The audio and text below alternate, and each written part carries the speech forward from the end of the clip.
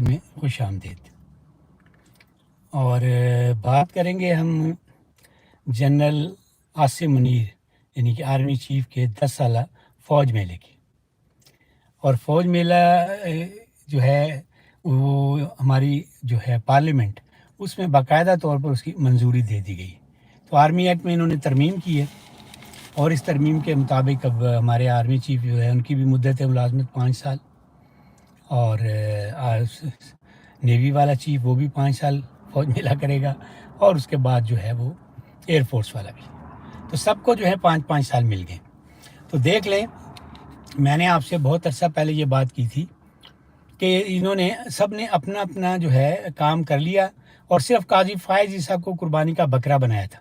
اصل ایکسٹینشنیں یہ تھیں، تو سارا شور شرابہ انہوں نے قاضی فائز عیسیٰ کی طرف ڈائیورٹ کیا کہ یہ اس بندے کی ایکسٹینشن پہ کام ہو رہا ہے۔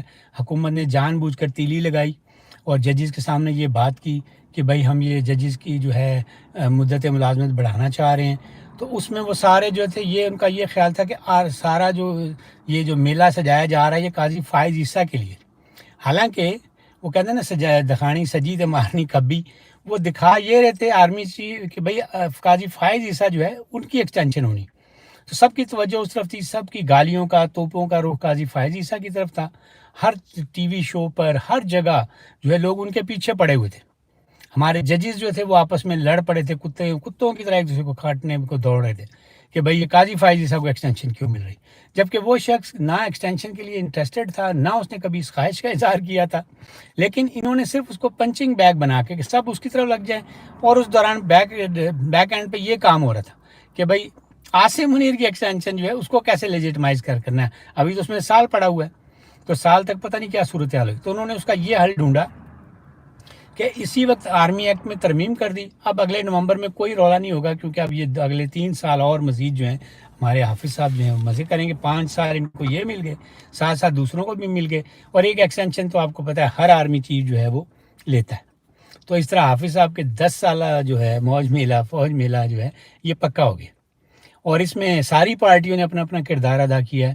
حکومت تو پہلے ہی لم لیٹ تھی، شہباز شریف کو تو اس معاملے میں اس کو تو بڑی اس حوالے سے کہتے ہیں کہ اس کی کوشش تھی، خواہش تھی کہ کسی طرح عاصم منیر کو مزید خوش کیا جائے، اس کی ایکسٹینشن والا سلسلہ کیا جائے تاکہ آپس میں رشتہ داری جو ہے وہ اور مضبوط ہو جائے۔ یہی حال ہمارے آصف علی زرداری کا تھا، اس کو بھی اس بات پہ کوئی اعتراض نہیں تھا۔ تو ان پارٹیوں نے تو خیر اس بل پہ سارا آپس میں اعتماد سے کام کیا، ایم کیو ایم بھی ان کے ساتھ تھی، جتنے اتحادی تھے۔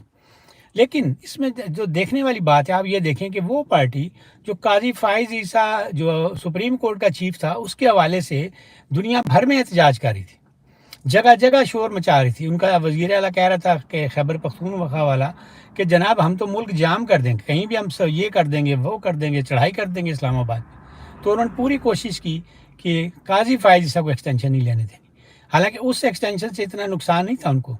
یہ ہے اصل ایکسٹینشن عاصم منیر کی، کیونکہ اصل جو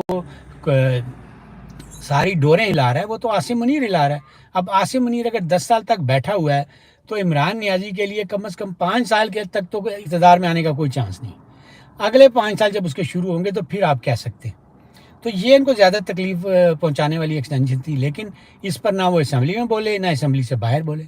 تو بھائی قاضی فائز صاحب تھوڑی ماں جڑی کھول کے لائے گے سر۔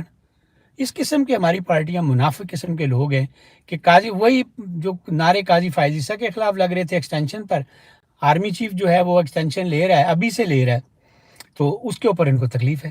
پھر ایک انہوں نے ترمیم یہ کی تھی کہ جی اگر سپریم کورٹ کے چیف جسٹس کے آپ 3 سال کر رہے ہیں تو اس کا اطلاق آنے والے چیف جسٹس پہ کریں، قاضی فائز عیسیٰ پر نہ کریں۔ اور یہاں آرمی چیف کی مدت انکریز ہوئی ہے تو اس کا اطلاق اسی چیف پر ہو گیا۔ یعنی ساری سہولتیں فوجیوں کے لیے، اور جو ساری گالم گلوچ سارا جو پروپیگنڈا تھا وہ قاضی فائز عیسیٰ کے لیے۔ وہ بیچارہ نہ اس نے ایکسٹینشن مانگی، اس کا وہاں بھی برا حال کیا، وہ یہاں لندن آیا، ایک اتنا بڑا اعزاز اس کو ملا مڈل ٹیمپل میں، تو آپ کے سامنے اس کے ساتھ کیا سلوک ہوا۔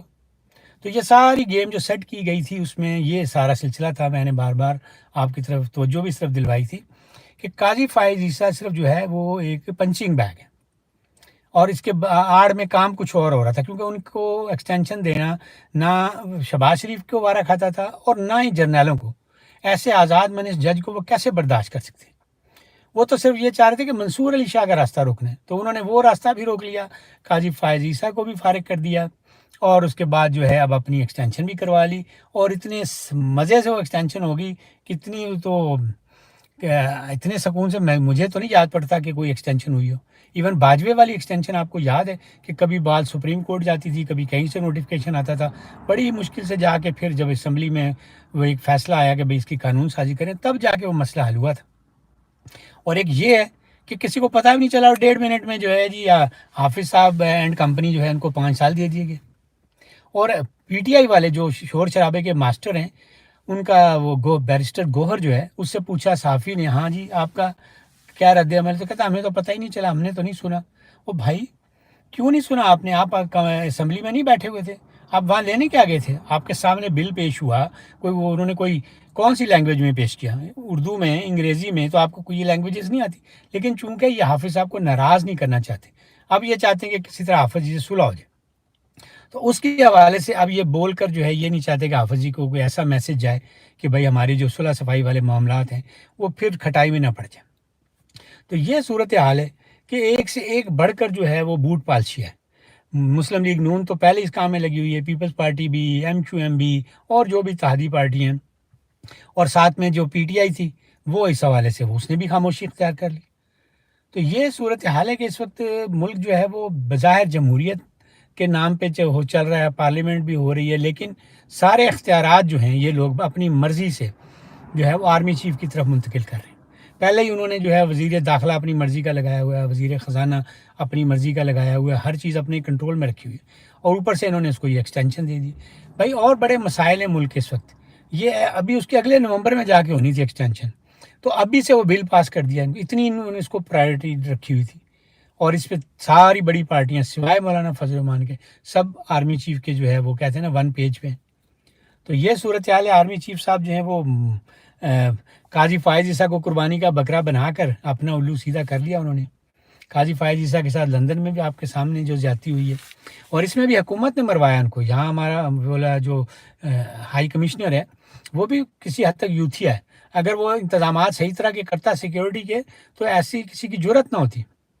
تو بہرحال اب اس پہ کارروائی تو ہو رہی ہے، لیکن یہ واقعہ جو ہے ہونا ہی نہیں چاہیے تھا۔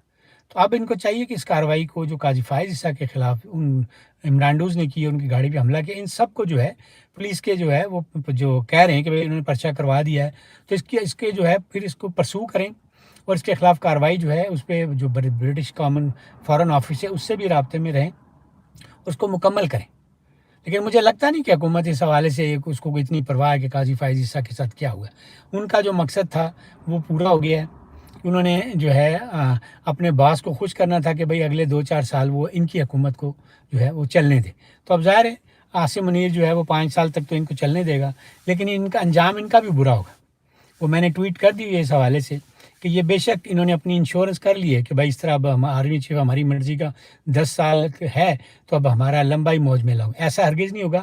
آرمی چیف جو ہوتے ہیں وہ کسی کے سگے نہیں ہوتے، یہ وہ سانپ ہیں، اس کو جو دودھ پلاتا ہے یہ اسی کو ڈستے ہیں۔ تو یہ آرمی چیف نہیں چھوڑے گا، اس سے پہلے بھی یہی تاریخ بتا رہی ہے۔ پرویز مشرف کو کس نے لگایا تھا؟ نواز شریف نے۔ کیا حشر کیا اس نے؟ باجوہ کو کس نے لگایا تھا؟ نواز شریف نے۔ کیا حشر کیا اس نے؟ تو یہی کچھ ہوگا۔ اب اگلے 5 سال جو ہے یہ کیا ہوگا کیا کہ یہ جو شرفاء ہیں نا ہمارے سیاست کے، یہ آرمی چیف کے ساتھ مل کر جو ہے وہ جو اڈیالہ میں جو بدماش ہے نا اس کی کٹ لگائیں گے۔ 5 سال تک اس کی کٹ لگے گی، اور اس کے بعد اگلے 5 سال جو ہیں یہ والا آرمی چیف اس بدماش کو ساتھ ملائے گا اور ان شرفاء کی کٹ لگائے گا، اور پھر آپ دیکھیں اس کے 10 سال گزر جائیں گے، اور یہ جو ہیں پھر وہ اسی طرح پھر گلیوں میں سڑکوں پہ آوازہ، کوئی کہے گا کہ پاکستان کھپے، کوئی کہے گا سندھ کھپے، یہ کہیں گے کہ ووٹ کو عزت دو۔ لیکن انہوں نے یہ جو ہے ایکسٹینشن والا معاملہ، یہ جو ترمیمی بل دیا ہے، یہ میرا خیال ہے بہت زیادتی کی ہے، عوام کے ساتھ بھی اور جمہوریت کے ساتھ بھی، آئین کے ساتھ بھی۔ انہوں نے بالکل جو ہے جمہوریت، آئین، سب کو جو ہے بس بوٹ کے نیچے ڈال دیا خود ہی کہ بابا جی جو مرضی کرو ہمارے ساتھ سلوک کرو۔ تو اللہ خیر کرے، اب ان کے بس میں تو اب کچھ نہیں رہا۔ اب یہ مولانا فضل الرحمان پہ آ کے ڈیپینڈ کرتا ہے کہ وہ اس حوالے سے کیا سٹینڈ لیتے۔ اگر تو انہوں نے کوئی اس حوالے سے جو ہے عملی تحریک شروع کر دی تو دیکھیں پھر حکومت کو اور ان کو جرنیلوں کو کوئی ٹف ٹائم ملے۔ لیکن اب ان کے لیے بھی مشکل ہو گیا کہ ایکسٹینشن کے حوالے سے جو پی ٹی آئی جو ہے وہ ان کے ساتھ نہیں ہے. پی ٹی آئی اور وہ ویسے تو بہت قریب ہیں، لیکن پی ٹی آئی کو اس ایکسٹینشن سے کوئی مسئلہ نہیں. تو لہٰذا وہ اگر مولانا فضل الرحمان اس ایکسٹینشن کے خلاف آئیں گے تو پی ٹی آئی کم از کم ان کا ساتھ نہیں دے گی. تو یہ وہ کہتے ہیں نا بھاری پتھر مولانا فضل الرحمان کو اکیلے ہی اٹھانا پڑے گا. اور جس طرح انہوں نے اعلان کیا اپنی عوامی اسمبلی کا، یہی ان کے پاس ایک روٹ ہے. تو چلیں، اللہ تعالیٰ ان کو حوصلہ بلند کرے، ان کے لیے آسانیاں پیدا کرے. کم از کم ایک بندہ تو اس جو یہ جبر کا نظام ہے اس میں سچ بول رہا ہے. تو اب یہ ساری کہانی جو ہے ان کے گرد گھومے گی. دیکھیں آنے والے دنوں میں وہ کس طرح اس جرنیلوں کا اور یہ جو بوٹ پالشیوں کا جو جال بنتے جا رہے ہیں اس کو کس طرح توڑیں گے، اور کیسے جو ہے جمہوریت کو اور آئین کو جو ہے ان کے شکنجے سے چھڑائیں گے. دیکھیں اب کچھ دن انتظار کرتے ہیں، جب مولانا فضل الرحمان اس حوالے سے عملی قدم اٹھائیں گے تو پھر اس پر ہم بات کریں گے انشاءاللہ. اس وقت جو بھی صورتحال ہوگی اس وقت. اب میرا خیال ہے آج کی گفتگو کو ہم یہیں پہ ختم کرتے ہیں، پھر انشاءاللہ کسی اور موضوع پہ گپ شپ کریں گے. اس وقت کے لیے رب رکھا.